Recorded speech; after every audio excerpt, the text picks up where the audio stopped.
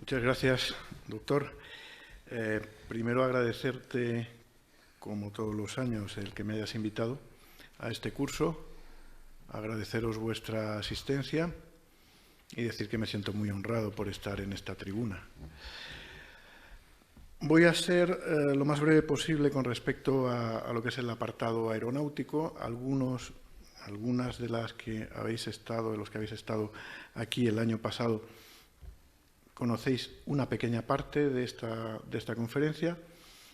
Hoy va a ser más amplia, más actualizada, puesto que el año pasado no teníamos concretamente la legislación aplicable, y más aplicada también a lo que es la magnetometría. Soy breve.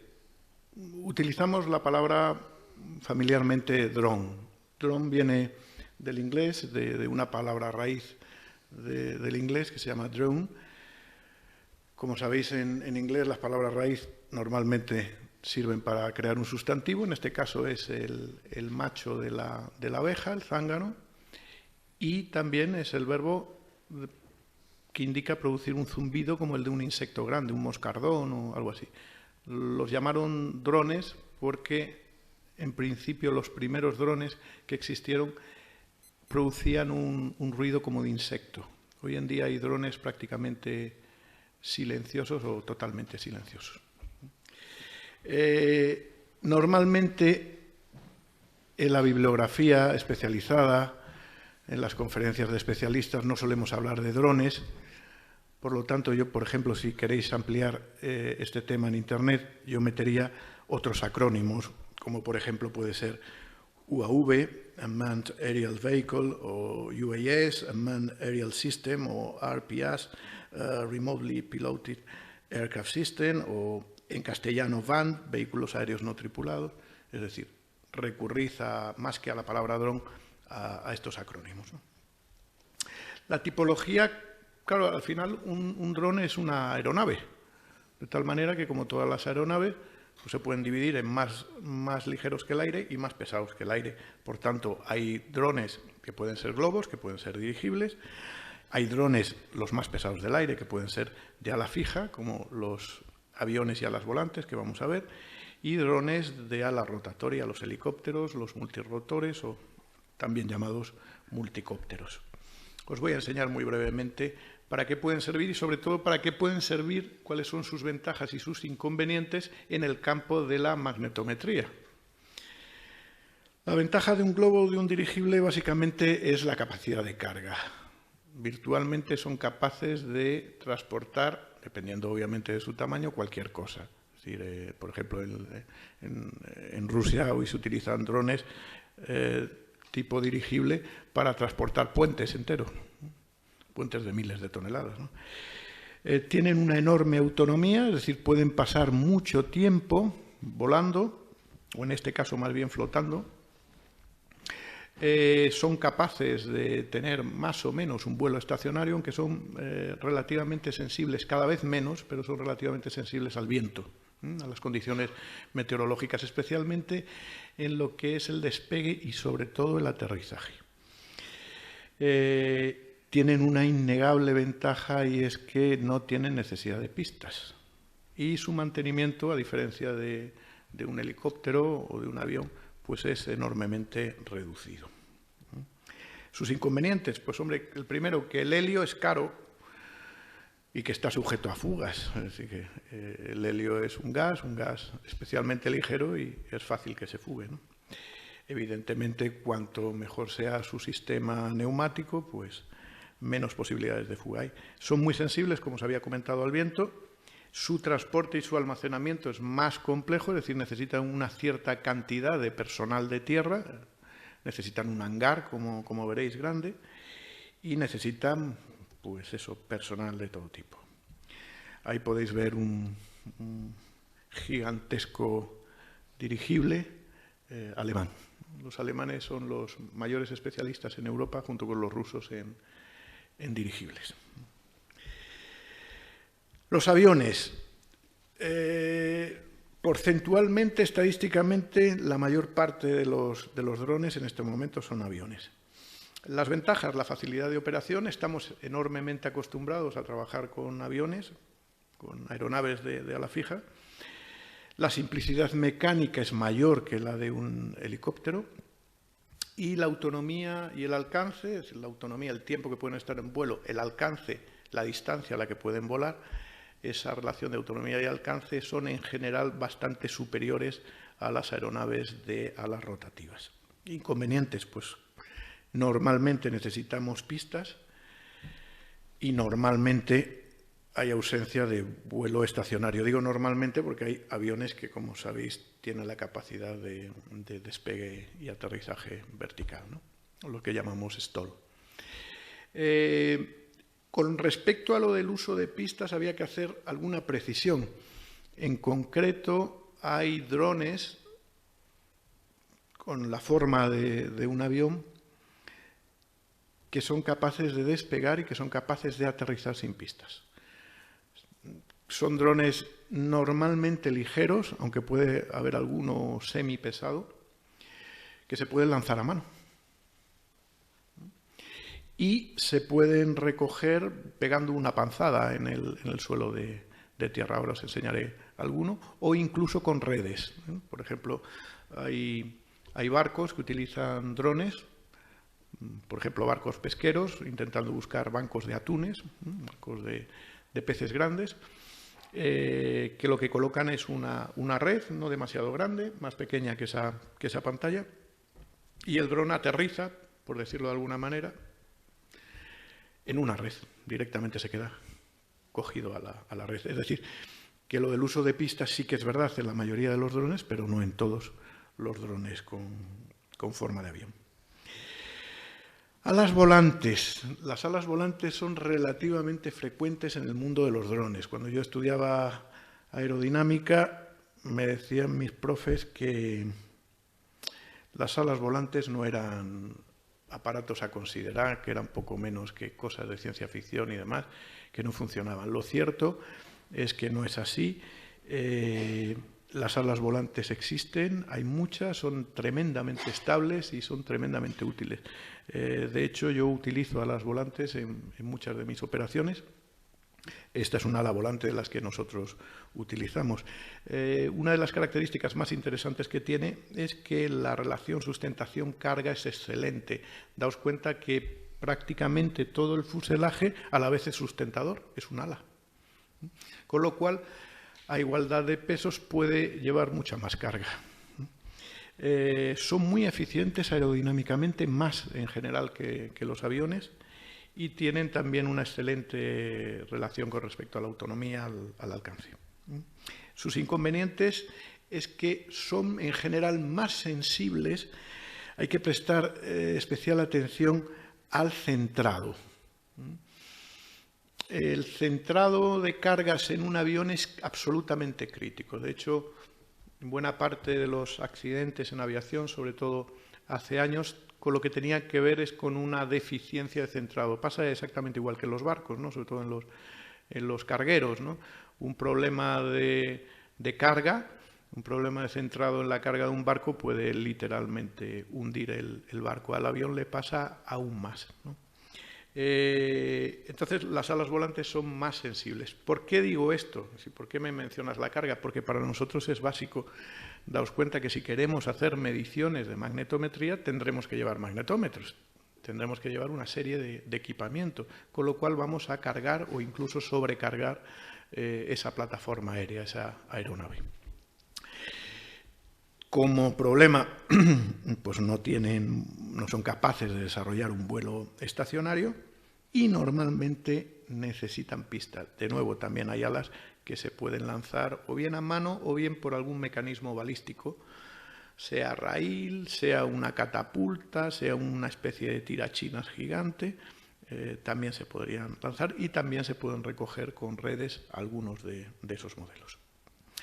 Los helicópteros, todos los conocemos, bueno, pues tienen una excelente capacidad de carga, puesto que tienen varias, o pueden tener, sobre todo los multirotores, los que tienen más de tres palas, pueden tener una excelente capacidad de carga. Al tener cada pala en un helicóptero Al fin y al cabo es un ala que se está moviendo. Cuantas más palas, evidentemente más capacidad de carga tiene, ¿no? Tiene la innegable ventaja de que no tiene necesidad de pistas y de que puede ejecutar un vuelo estacionario. Como inconvenientes, su complejidad mecánica es mayor. Por cierto, este aparato que estáis viendo es un helicóptero enormemente sofisticado, a pesar de su pequeñez, es enormemente sofisticado y se está utilizando pues desde la búsqueda de desaparecidos, obviamente en guerra. La imagen es me la ha enviado el ejército noruego. Es un aparato británico, pero muy utilizado y probado por primera vez por los noruegos, como fuerza fuera del Reino Unido. Y tiene como inconveniente, os digo, o inconvenientes, la mayor complejidad mecánica. Un helicóptero, decimos los que nos hemos dedicado a los helicópteros, que hacer volar un helicóptero es algo así como intentar hacer volar una lavadora. Cada problema que resuelves te crea un nuevo problema y los helicópteros, gracias a eso, son de una terrible complejidad mecánica, a diferencia del autogiro, ¿no? Que el autogiro tiene una enorme simplicidad mecánica, pero el helicóptero es terrible. Su mantenimiento es mucho más exigente. De hecho, además necesitas personal bien entrenado y con experiencia de años. Y tiene un gran problema, y es las vibraciones sobre carga de pago. Es decir, es una máquina de vibraciones, por eso en el helicóptero todo tiene que estar sujeto. Por último, los multicópteros. Los empezáis a ver ya por todos los lados, ¿no? Son muy sencillos mecánicamente, su vuelo es estacionario, no necesitan pistas, las vibraciones son mínimas, a diferencia de un helicóptero, y la facilidad con la que llevan cargas es enorme. Fijaos, ese multicóptero está tiene una bahía de carga enorme debajo, es muy fácil de cargar, es muy sencillo de cargar. Como desventajas, su autonomía es escasa, normalmente es raro que pasen de 22 minutos de vuelo, muy raro, y su alcance es corto, también la velocidad es más pequeña, ¿no?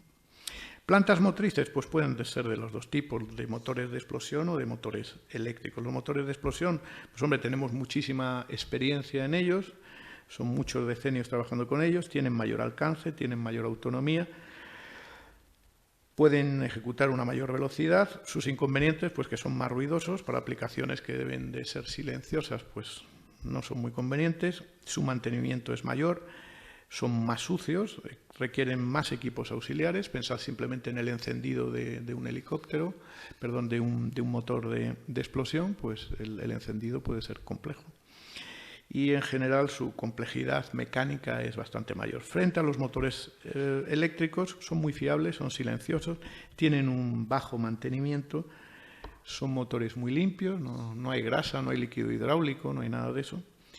Y son totalmente autónomos, no necesitan ningún equipo auxiliar, más que eso sí, y es un gran inconveniente, las baterías.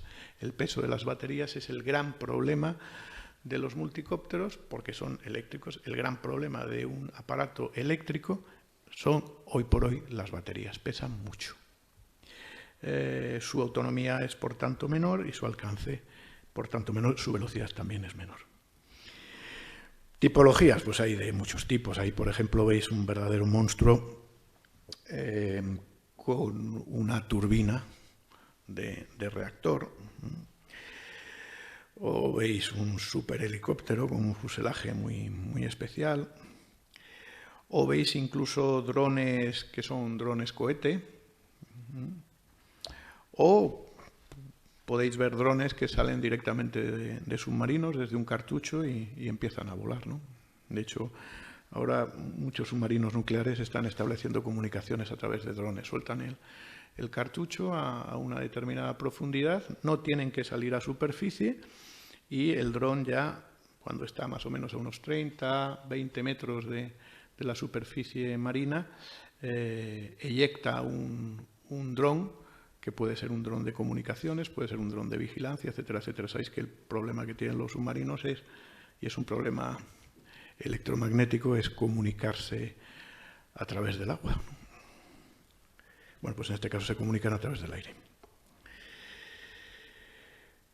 Tipologías, bueno, ahora se están empezando a utilizar drones. Este es un dron que ha eliminado las baterías y que se alimenta directamente por encima de las nubes. Este dron trabaja a unos 12 kilómetros de altura, ya sin nubes, y se alimenta directamente de la luz del sol. Puede volar indefinidamente. Hay algunos de estos drones que llevan volando 3 años, sin parar, sin haber visitado tierra nunca. Última tipología, la más extraña de todas, pues drones insectos, ¿no? Habíamos estado hablando en la comida hoy de drones insectos. Bueno, pues ahí tenéis una mosca dron, ¿no? En este campo cada vez la miniaturización se está dando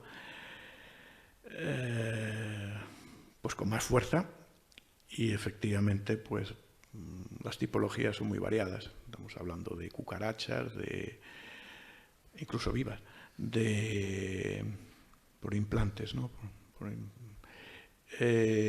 Podemos hablar de beetles, escarabajos, moscas, pulgas, etcétera, etcétera. Imitando, quiero decir, pero en otras ocasiones lo que se utiliza es el insecto vivo. Bien, los usos de los drones pues son muy variados. Puede ser monitorización de determinados ambientes. En topografía están barriendo los medios tradicionales, en agricultura sobre todo, con cámaras multiespectrales, analizando el espectro de infrarrojos y de ultravioleta como un índice de salud de la planta o de estrés hídrico, ¿no? En fotografía, evidentemente, todos conocéis lo de la Instagram de los drones, ¿no? Me parece que se llama Dronegram. En ingeniería civil, en medio ambiente, telecomunicaciones, en minería, etcétera, etcétera. Bien, bueno, ahí tenéis, lo he puesto, pero es algo curioso el ver un campo desde el punto de vista del infrarrojo y del ultravioleta. Así lo que vemos son los índices de humedad. Bien, en magnetometría, ¿por qué empezamos a utilizar los drones? Básicamente porque nos permiten acceder a zonas que tienen una topografía difícil, porque nos pueden otorgar más seguridad. Imaginaos, por ejemplo, sobrevolar la central de Fukushima, ¿no?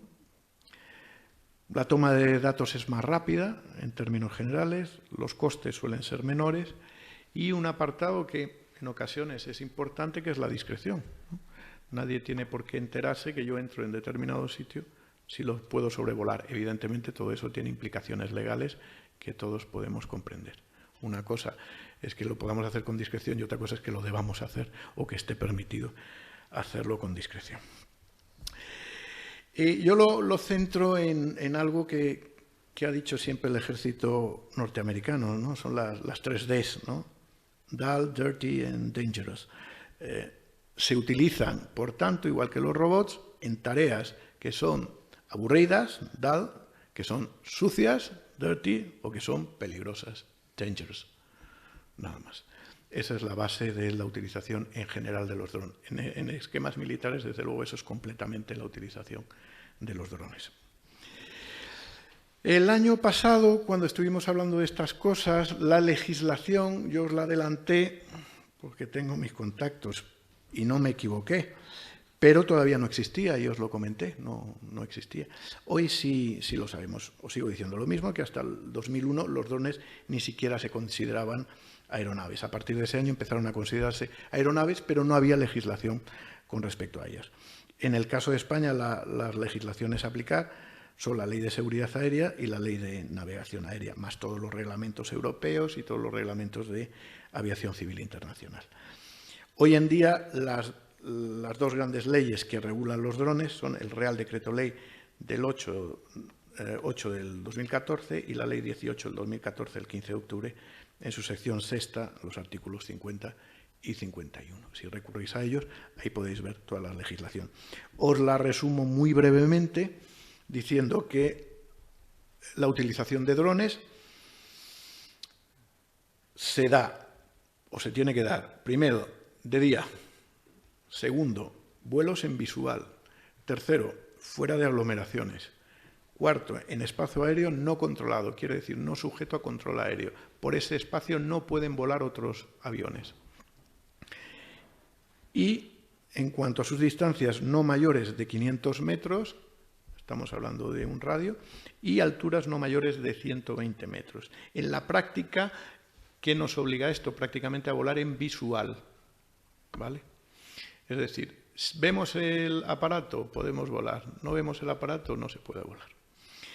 El decreto clasifica las aeronaves por categoría según su peso, menos de 2 kilos, que son las menos restrictivas de todos, menos de 25 kilos y más de 25 kilos, para las que realmente hay que echar instancias al rey y al Consejo de Ministros y demás para que te dejen volar algo superior a 25 kilos. El ejército, evidentemente, tiene este campo abierto. Determina los requisitos de seguridad, toda esta legislación, los sistemas de visualización, los procedimientos operativos a ejecutar en el espacio aéreo, establece las condiciones que tienen que cumplir los pilotos, las condiciones que tienen que cumplir los operadores, te tienes que inscribir en un registro de operadores, tienes que suscribir un seguro, etcétera, etcétera. Y, por supuesto, regula los trabajos aéreos que se pueden llevar a cabo con los drones. A nivel europeo no contamos con una directiva que regule esto, nos ha prometido el Parlamento Europeo que nos la entrega en el 2016 o a partir del 2016. Vamos a meternos ya directamente en lo que es la magnetometría. ¿Qué necesitamos para medir con un dron? Primero, necesitamos una plataforma aérea, o sea, el dron. Segundo, yo aconsejaría siempre un piloto automático. Es decir, sabéis que se pueden volar con consolas.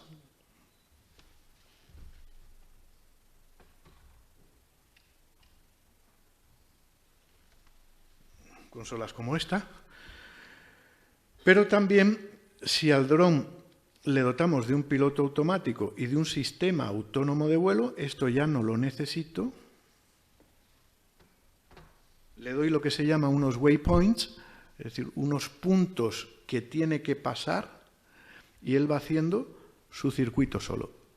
Mi consejo es que eso sea siempre redundante, es decir, que siempre tengamos la posibilidad de un control manual y que siempre tengamos la posibilidad de un control automático por parte del dron. Pero, en principio, podría volarse de las dos formas. Necesita el dron, evidentemente, unos sensores, unos acelerómetros, unos giróscopos, unos medidores de velocidad, que no tienen por qué ser los medidores, los tubos Pitot de estática y dinámica normal de un avión, que pueden ser directamente pues acelerómetros, como los que puede tener un submarino, por ejemplo, y giróscopos. Y necesitamos, sería lo lógico, una unidad de telemetría, es decir, que el dron pueda recibir, como en este caso, a través de una pequeña antena, en este caso es interna, que pueda recibir las señales desde tierra y que pueda entregar a su vez señales a tierra. Una unidad de telemetría, pues os digo, radioenlace y por supuesto la alimentación. Este dron pues lleva una pequeña batería interna para hacerlo funcionar, ¿no? Pues tiene aquí una pequeña batería. Bueno, esto está hecho para el vuelo nocturno que se vea. Una cámara, etcétera, etcétera. Haces una demostración, sí, bueno. A ti te gusta mucho jugar. Sí, no es mal sitio, no es mal sitio. Si nos cargamos una lámpara o algún cuadro, no sé qué van a decir. Pero los programas, no es automático, ya está. Bueno, ahí veis en un dron real, profesional, eso sería su piloto automático, ¿vale? Ahí está, ahí dentro está. Ese es esto que veis allí con una carcasa metálica, es el motor eléctrico, y esa cajita negra con un cable, eso es un GPS. Este en concreto lleva 3 GPS, esa es la antena de uno de los GPS internos que tiene. En la unidad de tierra, la unidad que se queda en tierra, aparte de una serie de personas que estarán ahí en tierra, pues se queda con una estación de antenas, ahí veis una antena, un ordenador de seguimiento y control con su software específico que hay que desarrollar y un hardware que haga de interfaz entre el ordenador, las antenas y el dron en concreto, y una consola, ¿no? Una consola que es más o menos sofisticada, pero es esta. Por cierto, ese suele ser el punto más vulnerable del dron, porque claro, el dron trabaja con frecuencias. Puede haber lo que se llama jamming, puede haber un hackeo directamente de la frecuencia y alguien se puede quedar directamente con tu dron. Eso ha pasado y está pasando, incluso al ejército norteamericano le han quitado, le han birlado varios drones directamente hackeando el sistema. Por eso hoy en día se hace criptografía o criptografía cuántica. Nosotros hemos desarrollado un sistema de criptografía cuántica para que eso, no digo que no se produzca, pero que sea más difícil que se produzca. Hackearse, siempre se puede hackear todo. Y la carga de pago que llevaría ese dron, pues costaría de uno o varios magnetómetros. Normalmente uno, ¿por qué? Pues porque pesan mucho, ¿no? Los fabricantes de magnetómetros, este por ejemplo es uno de Gigahertz, es uno de los más conocidos fabricantes de magnetómetros, no tienen, o por lo menos hasta ahora no han tenido la conciencia de que esto podía ser utilizado por aparatos para los que el peso fuera crítico, porque esto antes se llevaba en la mano, se montaba en un mástil, o se llevaba en un coche, o en una bicicleta, o en una carretilla. Pero claro, ellos no han pensado que algún aparatito, más grande que este, obviamente, pero bueno, algún aparato volador puede cargar eso.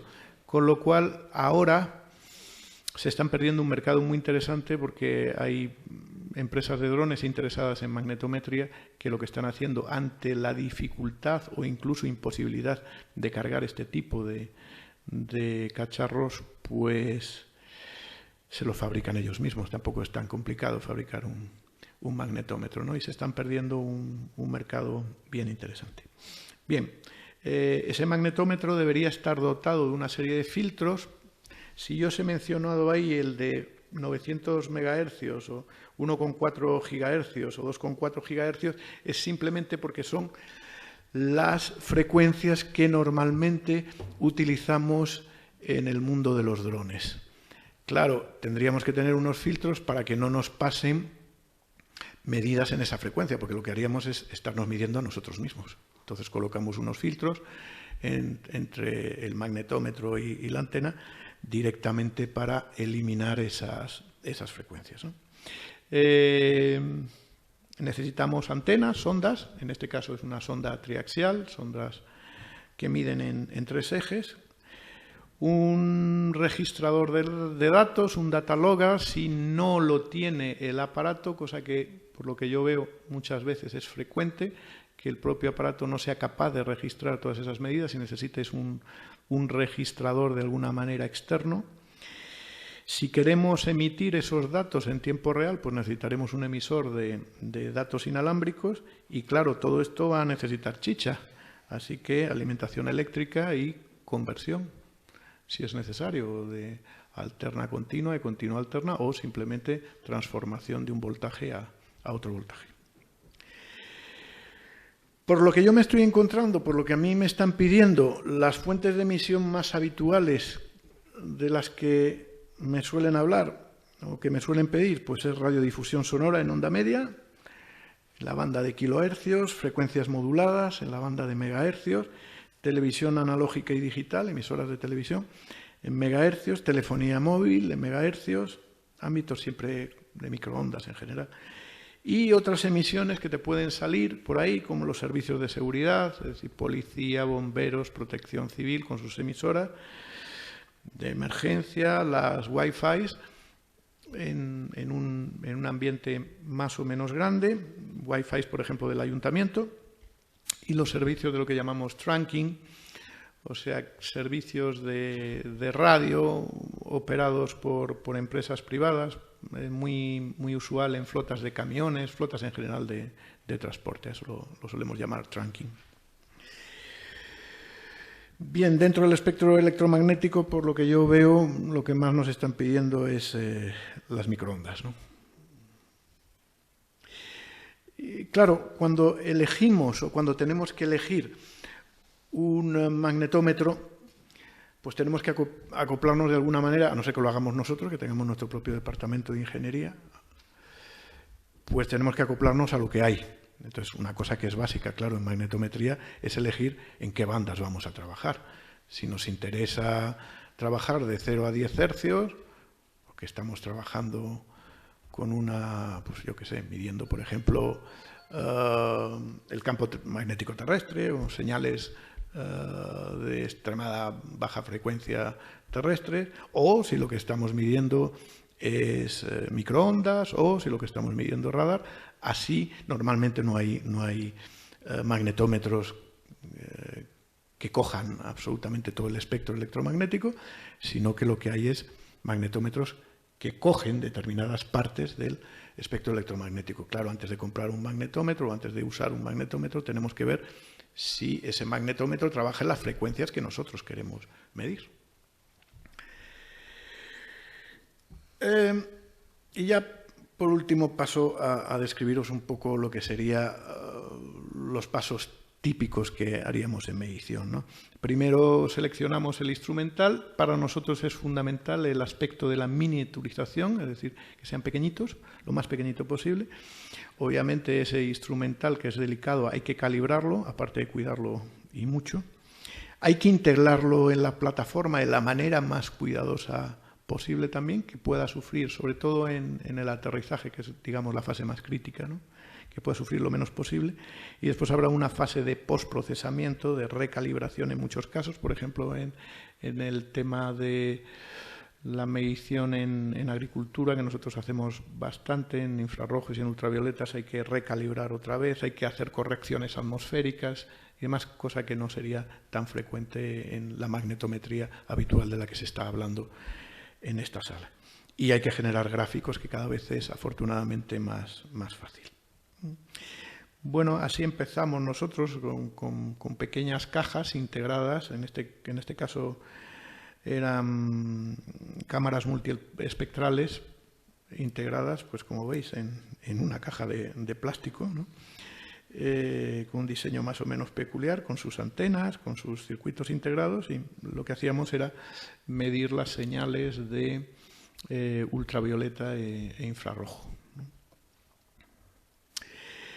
Puntos de partida para la medición. Bueno, lo primero, yo os diría, pero siempre, no solamente en magnetometría con drones, establecer una normativa de referencia, la que tengamos, que puede dárnosla un Real Decreto, una orden, una ley, una recomendación europea, lo que sea. En segundo lugar, establecer los valores límites de exposición a esas emisiones radioeléctricas y ver en qué unidades las vamos a hacer, qué es finalmente lo que vamos a medir. ¿Vamos a medir intensidad de campo eléctrico? Pues voltios metro. ¿Vamos a medir intensidad de campo magnético? Amperios metro. ¿Vamos a medir inducción magnética? Pues en Tesla. Bueno, Tesla es una medida muy grande, digamos en microteslas, pero bueno, en Teslas como unidad. Densidad de potencia, pues en vatios metro cuadrado. El tema del SAR, pues en vatios por kilo, ¿no? Etcétera, etcétera. Es decir, tener esos puntos de partida antes siquiera de plantearnos cualquier medición, ¿no? Y en segundo lugar, pues la metodología, yo diría que sería la creación de un protocolo de medida. Ahora os hablaré mínimamente de ello.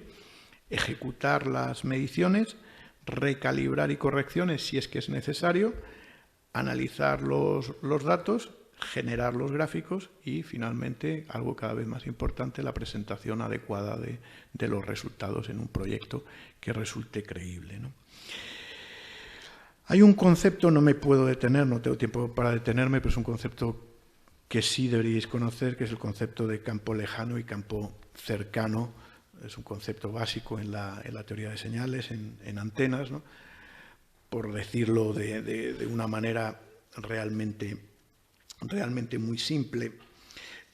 Las antenas tienen un patrón de ondas, ¿no?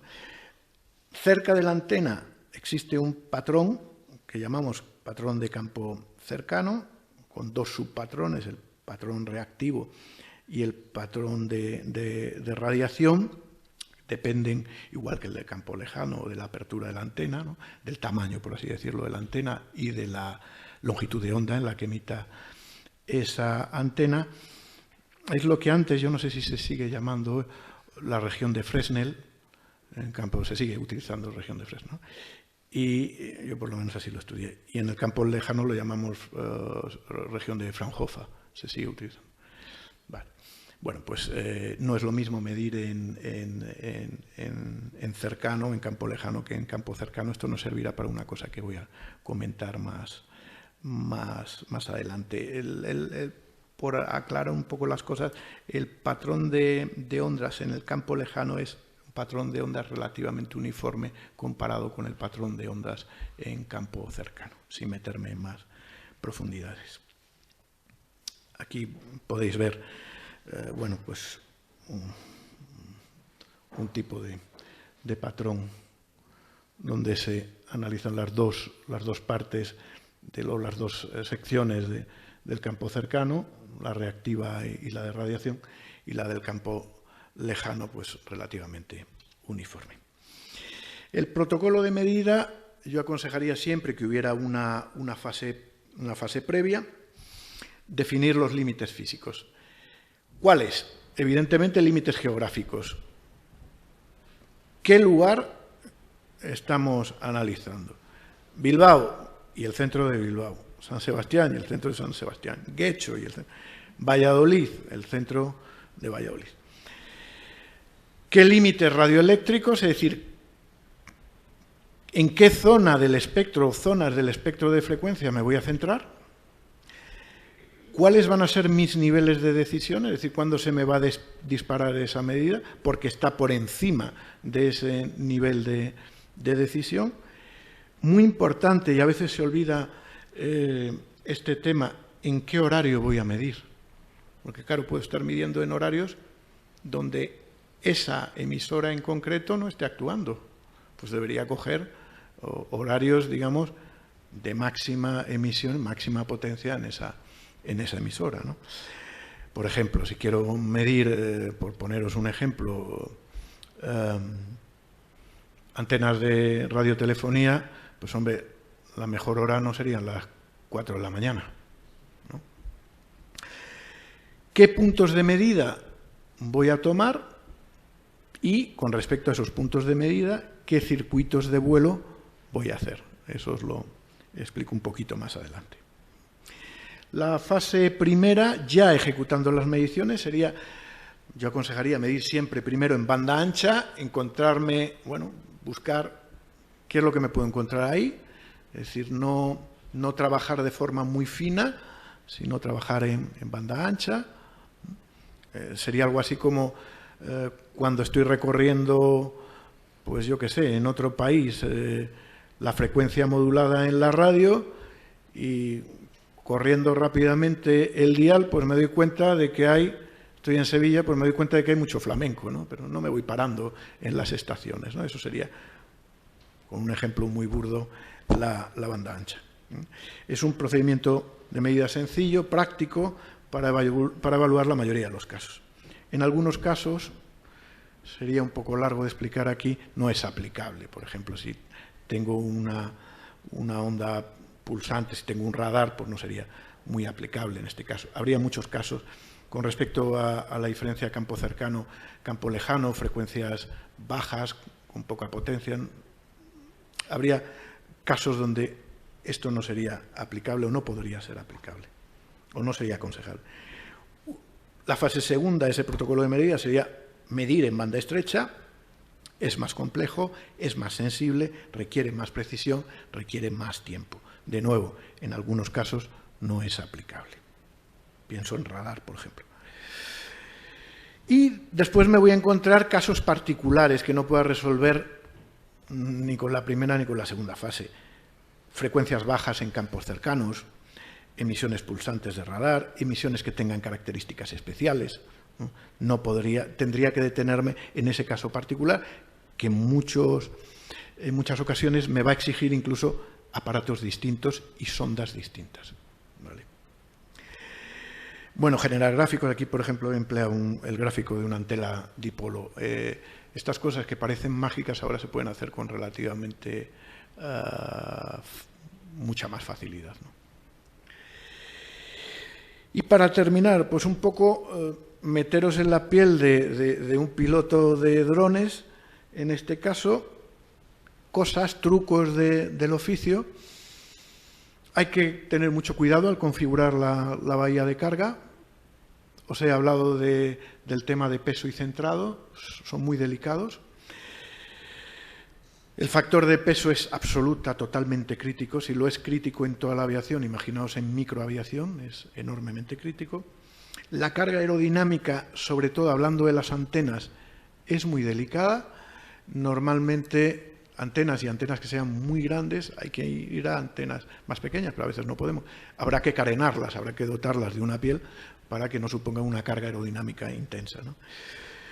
Hay que proteger la carga. Es muy frecuente que la carga, sobre todo el que no ha hecho esto nunca, se pierda o se dañe al cambiar el ángulo de ataque, al despegar o al aterrizar. Después os enseño por qué.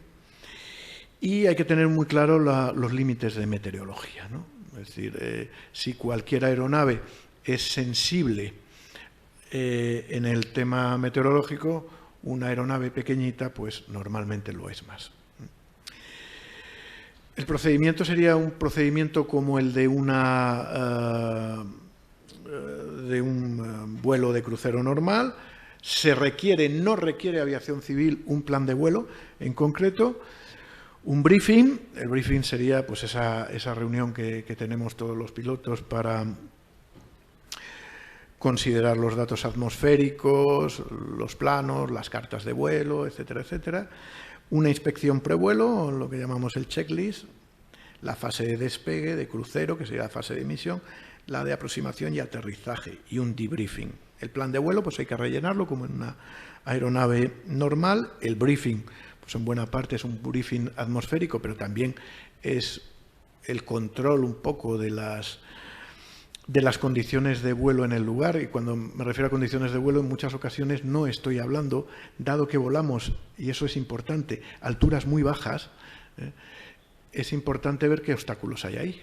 Es decir, cerca de la pista, en la cabecera de la pista, tengo un pararrayos, o tengo un mástil, o tengo una torre de alta tensión que me la puedo llevar por delante, ¿vale?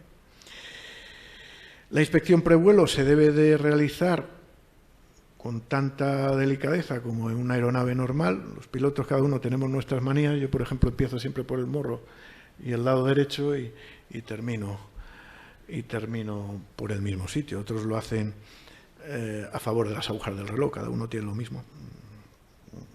Bien.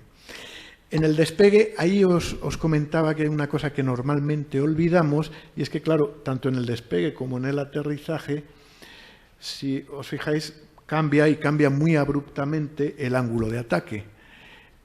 Es posible que si yo la carga la llevo en la panza, como es lo normal, claro, cuando el aparato está posado en pista, no toca la pista, pero cuando está despegando, puede darle un golpe. Y al aterrizaje exactamente lo mismo. En el aterrizaje se produce una cosa que llamamos flare, la recogida, y en la recogida también cambiamos el ángulo de ataque y podemos pegarle una panzada no al avión, sino a la carga que lleva el avión. Estos son trucos casi del oficio, cosas que parecen muy lógicas, pero que cuando te has cargado un magnetómetro, pues hubieras agradecido que te los hubieran contado. En la fase de crucero, pues evidentemente hay que crear ese patrón, eso lo llamamos patas o tramos. Y bueno, pues hay que crear unas patas o tramos adecuados al aparato de medida que vamos a utilizar. La aproximación se produce como cualquier vuelo normal, o debería producirse, y ahí está la recogida. Una fase que se nos suele olvidar, que es importante, es la fase de debriefing. A veces a los pilotos se nos olvida que igual que hacemos un briefing al principio, hay que hacer un debriefing al final. ¿Las cosas han sucedido como hemos querido que sucedieran o ha habido cosas que podríamos haber mejorado? Eso es importante, reunirnos con todo el equipo de tierra y de vuelo e intentar analizar la misión, no acabar y irnos a casa, ¿vale? Y yo es que no quiero consumir más tiempo porque este señor tiene sus consultas, sus cosas y demás. Si me permites unos minutos simplemente por si quiere hacer alguien alguna pregunta. Y bueno, deciros que estoy a vuestra disposición. Ahí estamos. Ahí estoy con nuestros dos maestros, con el doctor Álvarez Ude y con el doctor Bardasano, y con uno de nuestros drones y sus cámaras. Es el que habéis visto un poquito despiezado. Deciros que podéis enviarme lo que queráis, sugerencias, preguntas y demás al correo electrónico. Lamento haber sido tan rápido, pero si no, no podíamos haber tratado todos estos temas, y unos breves minutos para responder a las preguntas que tengáis que hacerme. Muchas gracias. Pues adelante las preguntas. Pero